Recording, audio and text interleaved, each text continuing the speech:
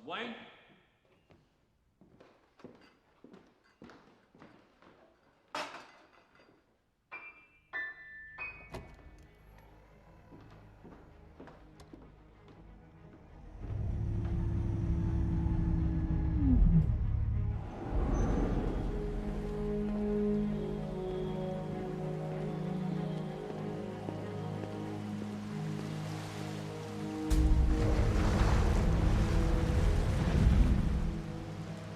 You haven't been down here in a long time? Trying to find out more about our jewel thief. Ran her prints, unless she's lost a lot of weight. She was wearing someone else's fingerprints. She's good. She may be, but we have a trace on the necklace. We do. So I cross-referenced the address she went back to with police data on high-end B and E's and Selena Kyle. Databases are full of close calls, tips from fences. She's good, but the ground is shrinking beneath her feet. We should send the police before she fences the pearls. She won't. She likes them too much. And they weren't what she was after. What was she after?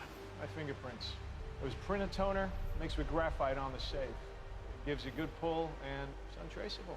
Fascinating. You two should exchange notes over coffee. So now you're trying to set me up with a jewel thief? At this point, I'd set you up with a chimpanzee if it brought you back to the world. There's nothing out there for me. And that's the problem. You hung up your cape and your cowl, but you didn't move on. You never went to find a life, to find someone. Alfred, I did find someone. I know, and you lost them. But that's all part of living, sir. But you're not living. You're just waiting, hoping for things to go bad again. Remember when you left Gotham? Before all this, before Batman? You were gone 7 years. 7 years I waited, hoping that you wouldn't come back. Every year, I took a holiday. I went to Florence. There's this cafe on the banks of the Arno. Every fine evening, I'd sit there and order a Fernet Branca. I had this fantasy that I would look across the tables and I'd see you there with a wife, maybe a couple of kids. You wouldn't say anything to me, nor me to you.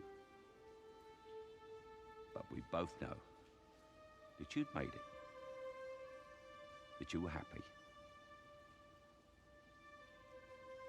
I never wanted you to come back to Gotham. I always knew there was nothing here for you except pain and tragedy.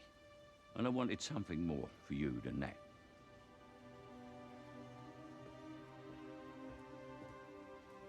I still do.